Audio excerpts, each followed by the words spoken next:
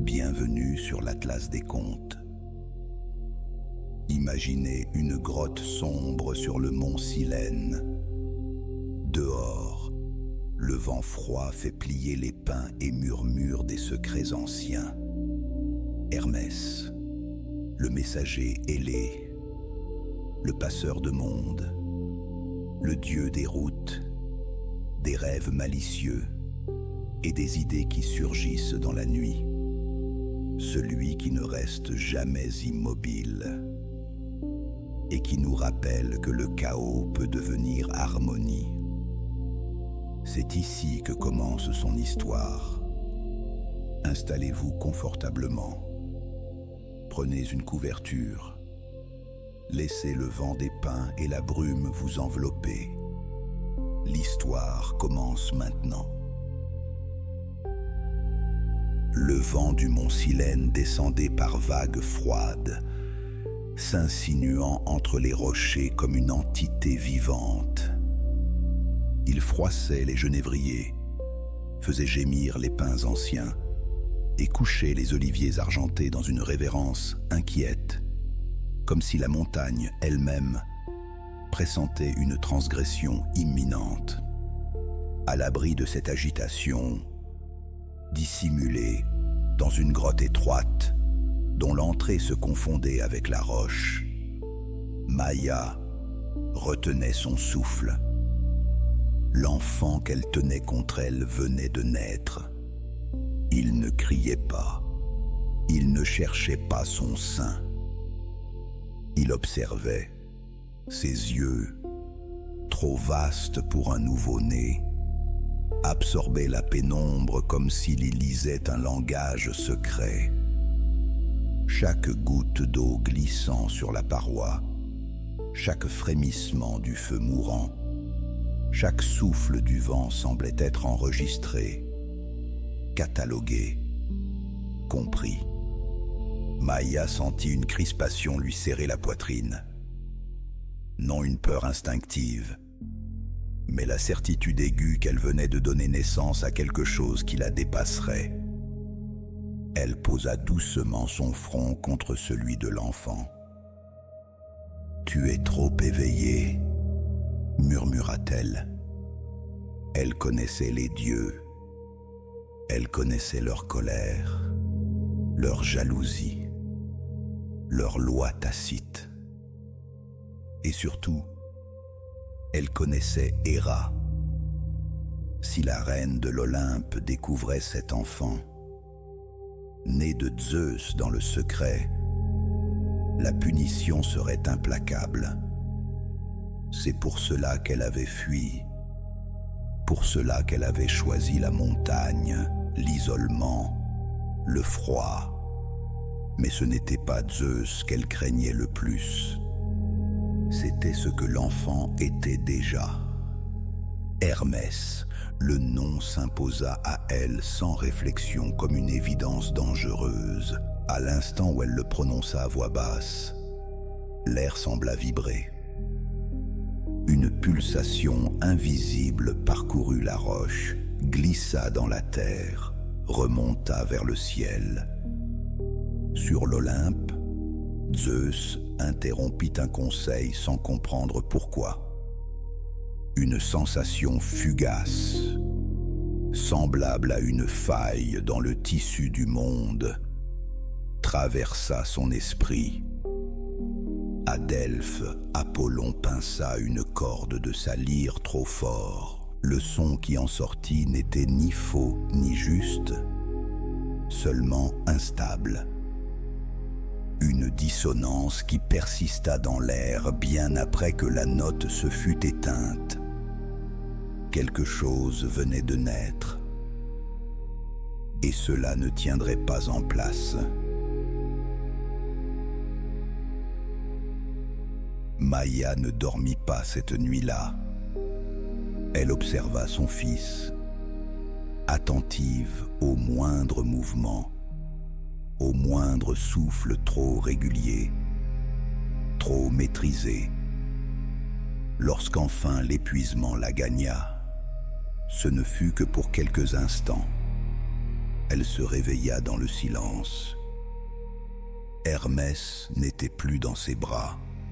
La panique la traversa comme une lame froide.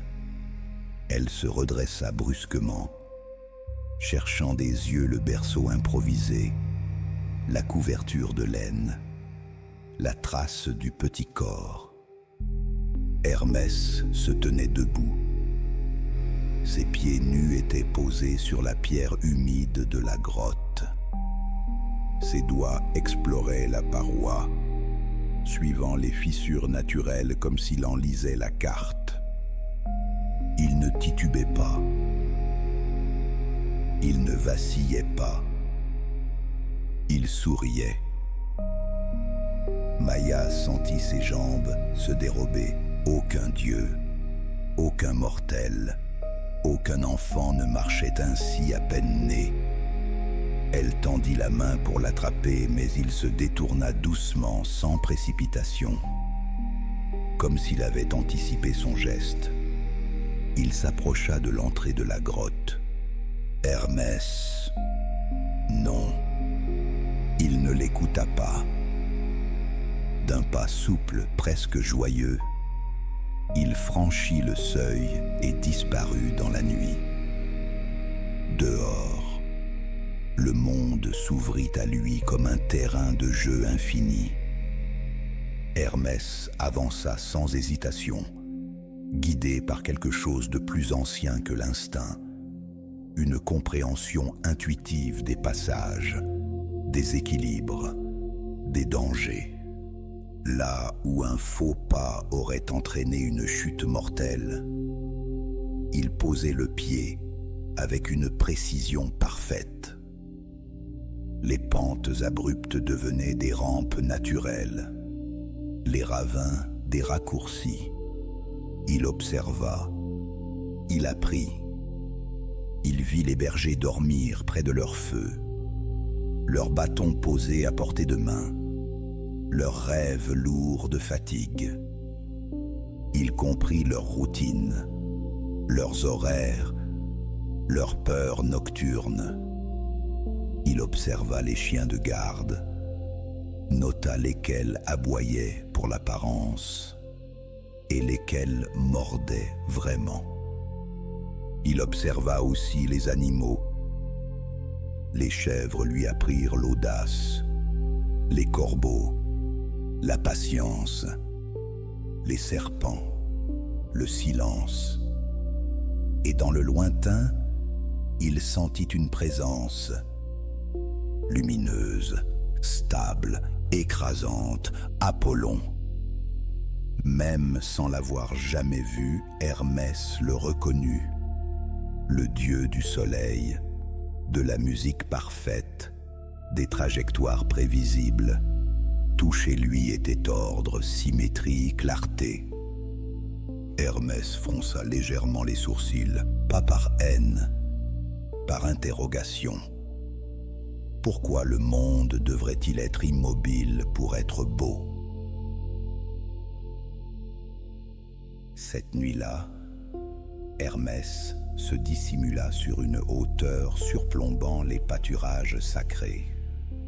Les bœufs d'Apollon paissaient calmement, leurs flancs luisants sous la lune. Tout était à sa place, trop à sa place. Hermès sentit une excitation nouvelle monter en lui, mêlée à une inquiétude diffuse. Il comprenait que ce qu'il s'apprêtait à faire aurait des conséquences. Il sentit pour la première fois le poids d'un choix. Il pouvait repartir. Il pouvait retourner auprès de Maya, feindre l'innocence, rester caché. Ou il pouvait tester le monde. Il choisit. Ce ne serait pas un vol brutal, pas une destruction. Ce serait une démonstration, une question posée à l'ordre divin. Et s'il suffisait de déplacer une chose pour révéler une vérité plus vaste? Sous la lune montante, Hermès travailla. Il tressa des sandales avec des roseaux souples, les renforça avec de la boue fraîche, puis les modifia. Il inversa les semelles, retourna la logique même de la marche. Ce geste, simple en apparence, était un manifeste silencieux. Les traces ne raconteraient plus la vérité. Lorsqu'il pénétra dans le pâturage, aucun cri ne s'éleva. Aucun chien n'aboya, les bœufs levèrent la tête simultanément. Ils ne virent pas un enfant. Ils ressentirent une autorité calme, ancienne, inévitable. Hermès s'approcha lentement. Son cœur battait vite, non de peur, mais d'une joie contenue. Il murmura, sans parole, sans son, une intention pure. « Suivez-moi ». Les bêtes avancèrent. À cet instant précis, quelque part sur l'Olympe, un fil invisible se tendit et le monde, pour la première fois, changea légèrement de direction. L'aube révéla l'absence avec une cruauté méthodique. Lorsque la lumière glissa sur les pâturages sacrés, elle n'éclaira pas les flancs massifs des bœufs d'Apollon. Elle révéla le vide, une herbe couchée, des pierres déplacées, un silence trop vaste pour être naturel. Les bergers furent les premiers à comprendre. Leurs cris déchirèrent l'air encore froid. Les chiens, désorientés, tournaient en cercle nerveux, flairant des pistes qui se contredisaient. Les empreintes dans la terre menaient vers le nord, puis brusquement vers le sud. Certaines semblaient s'enfoncer dans le sol, d'autres repartirent à rebours. Un berger tomba à genoux. « Ce n'est pas humain », murmura-t-il. Quand Apollon arriva, le soleil monta d'un cran dans le ciel, comme si la lumière elle-même cherchait à comprendre l'anomalie. Le dieu ne parla pas, sa colère ne s'exprima ni par le feu ni par le tonnerre. Il observa, ses yeux parcoururent le sol avec une précision implacable. Chaque trace inversée était une phrase. Chaque incohérence, une intention. Ce n'était pas un pillage. C'était une mise en scène. Quelqu'un avait voulu être compris. Cette pensée le troubla plus que la perte du troupeau. Apollon s'agenouilla, posa la main sur la terre encore fraîche. Il ferma les yeux. La musique du monde vibrait toujours, mais une note manquait, une absence volontaire. « Ce n'est pas un mortel », dit-il enfin. Les bergers reculèrent, terrifiés. Ce n'est même pas un dieu ancien. Il se releva lentement. Dans son esprit, une certitude étrange prenait forme. L'auteur de ce chaos ne cherchait ni pouvoir, ni destruction. Il cherchait une réaction, un dialogue. Apollon suivit les traces, non avec ses pieds, mais avec son intuition. Il ignora les pistes évidentes, celles qui criaient leur fausseté. Il chercha les hésitations, les endroits où le mensonge avait presque échoué. Plus il avançait, plus il percevait une énergie qu'il ne connaissait pas, instable, mouvante, créative. À plusieurs reprises, il crut sentir un rire dans le vent, non moqueur, curieux. Cela l'irrita profondément. Toute sa vie divine avait été bâtie sur l'harmonie maîtrisée. La musique devait obéir à des lois. La beauté devait être stable. Or ici, quelqu'un avait osé introduire une dissonance volontaire, et elle fonctionnait. Au sommet d'une colline, Apollon s'arrêta net. Il comprit alors. Ce n'était pas une attaque, c'était un test. « Qui que tu sois, murmura-t-il, tu viens de te faire remarquer. » Sur l'Olympe, Zeus sentit la tension monter. Il n'intervint pas. Pas encore. Il reconnaissait ce genre de frémissement, la naissance d'un conflit fondateur. Pendant ce temps, Hermès courait. Pas pour fuir, pour penser. Il sentit Apollon avant de l'imaginer. Une pression lumineuse, constante, qui gagnait du terrain.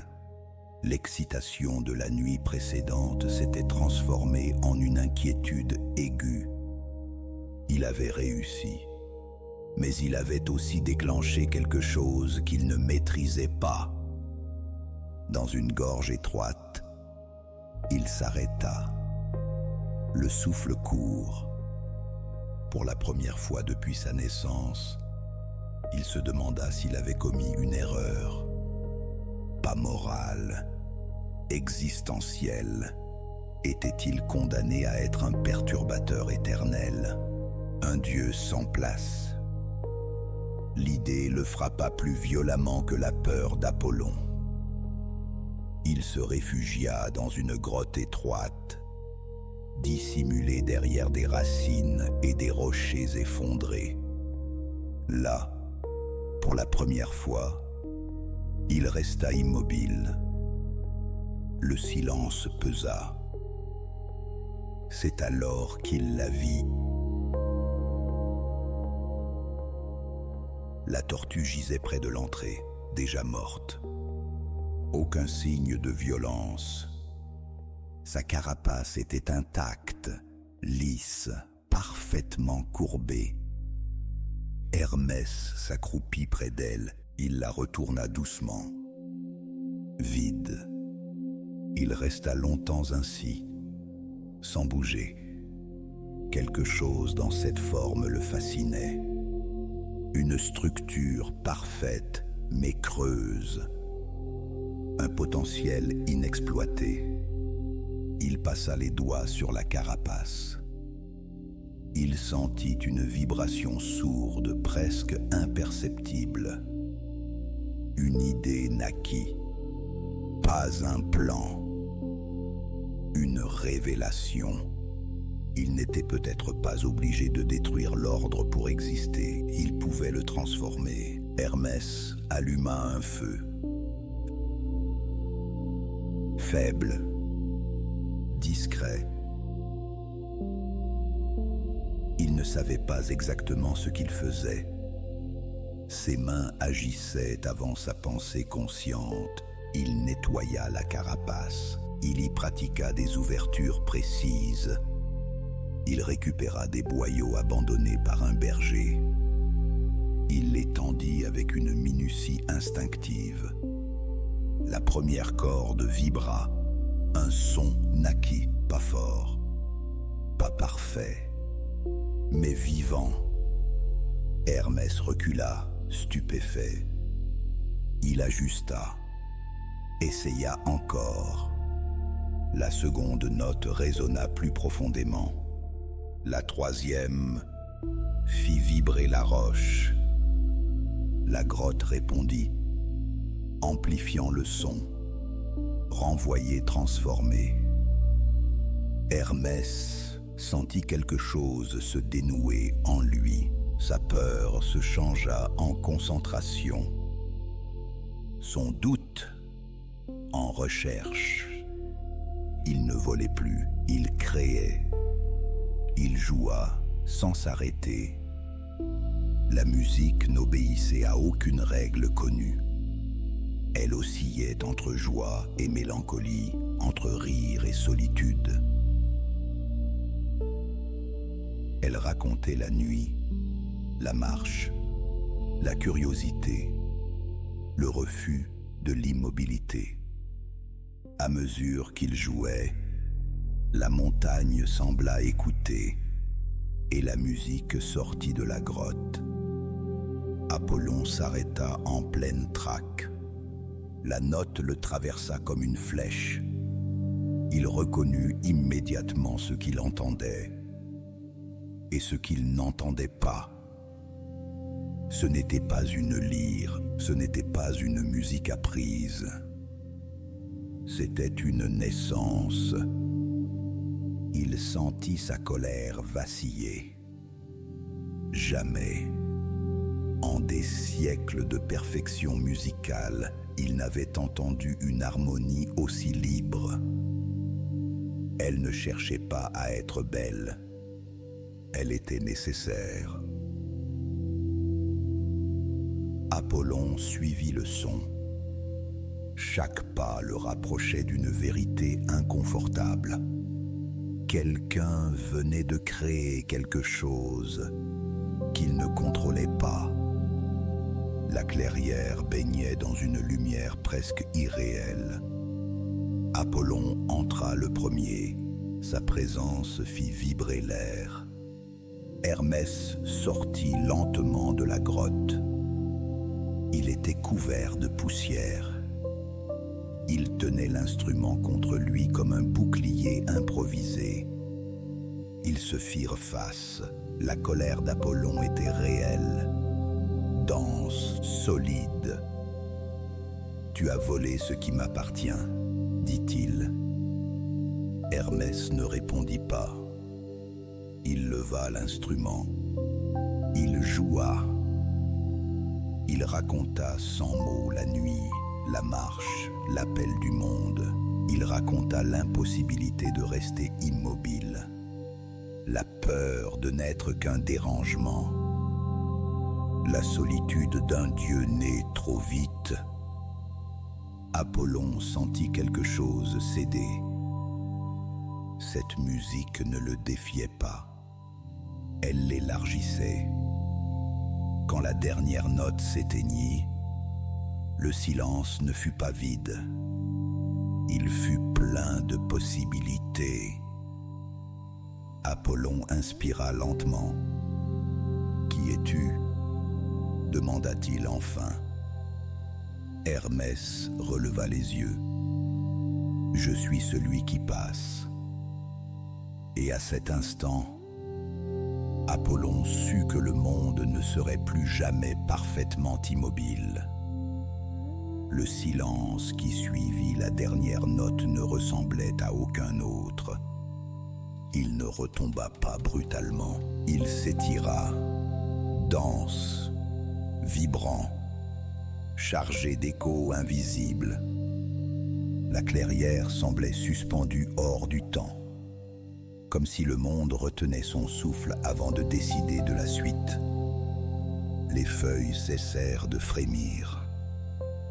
Les oiseaux, figés sur les branches, n'osèrent reprendre leur chant. Apollon demeura immobile. Sa colère était encore là, tapie sous la surface. Mais elle avait perdu son tranchant. Ce qu'Hermès avait créé ne pouvait pas être ignoré, ni détruit, sans conséquence. Ce n'était pas un défi ordinaire. C'était une offrande née du chaos. Apollon inspira profondément. Ce simple geste fit basculer l'équilibre. « Tu as volé mes bœufs », dit-il enfin, d'une voix maîtrisée. Hermès ne détourna pas le regard. Il savait que mentir serait inutile. Pour la première fois, il sentit le poids réel de ses actes. Pas la peur d'une punition, mais la responsabilité d'avoir déplacé quelque chose de fondamental. Oui, un mot, net, sans fioriture. Apollon poursuivit. Tu as troublé l'ordre que je protège. Tu as forcé mes pas hors de la lumière. Il fit un pas en avant. L'air vibra légèrement autour de lui. Et tu as créé cela. Son regard se posa sur la lyre. L'instrument semblait presque fragile dans les mains d'Hermès, comme s'il pouvait se briser sous la pression du jugement divin. Hermès sentit une douleur sourde lui traverser la poitrine. Il comprit alors ce qu'il allait perdre. Apollon tendit la main. Le geste était simple, mais ce qu'il impliquait était immense. Le marché se forma sans être prononcé à voix haute. La restitution contre la création. La réparation contre la reconnaissance. Le chaos rendu au monde. Contre une place dans l'ordre. Hermès hésita. Pour la première fois depuis sa naissance, il ne sut pas s'il voulait avancer. Cette lyre n'était pas qu'un objet. Elle était la preuve qu'il pouvait être autre chose qu'un perturbateur. La céder revenait à abandonner une part de lui-même. Mais refuser signifierait la guerre. Il ferma les yeux un bref instant.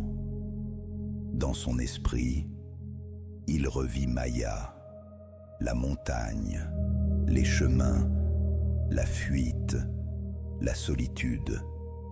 Il comprit alors que garder la lyre pour lui seul serait une trahison de ce qu'elle représentait. Il l'attendit. « Prends-la ». Ses doigts lâchèrent lentement l'instrument. Quelque chose se rompit en lui.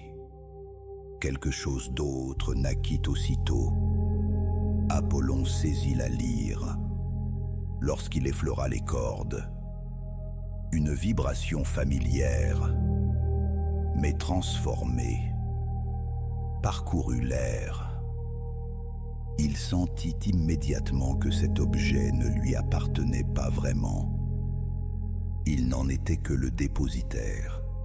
« Les bœufs te seront rendus, dit-il, mais ce que tu as fait ne sera pas effacé. » Hermès hocha la tête. Le pardon venait d'être accordé, mais il avait un prix. Hermès ne resta pas à Delphes. Il reprit la route presque immédiatement. Il traversa les cols, les plaines, les cités naissantes. Là où deux chemins se croisaient, sa présence laissait une trace imperceptible. Les voyageurs trouvaient leur route plus facilement.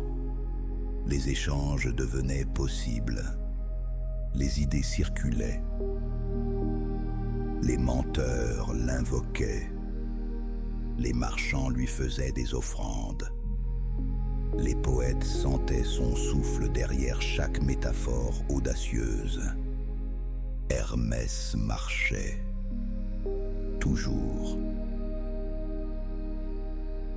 Il ne devint jamais sage. Il ne devint jamais immobile. Mais il devint indispensable. Et chaque fois qu'une route se dessinait là où il n'y avait qu'un mur, chaque fois qu'un message franchissait une frontière jugée infranchissable, l'écho lointain d'une lyre invisible rappelait au monde une vérité fondamentale. Le mouvement n'est pas le chaos. Il est la condition du changement.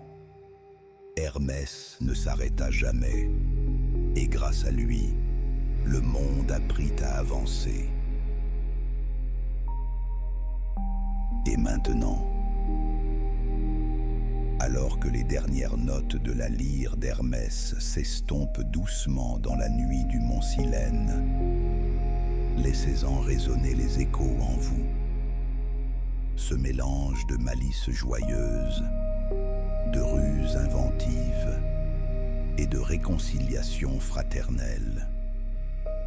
Si l'histoire de ce petit dieu espiègle, né trop éveillé, qui transforma un vol en musique et un conflit en harmonie, vous a touché, vous a fait sourire ou vous a apaisé, n'hésitez pas à partager vos impressions dans les commentaires.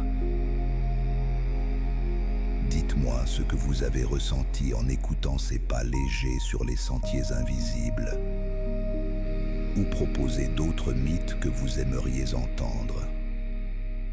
Si ces voyages nocturnes à travers les légendes vous plaisent, abonnez-vous à la chaîne et activez les notifications pour ne manquer aucun nouveau récit.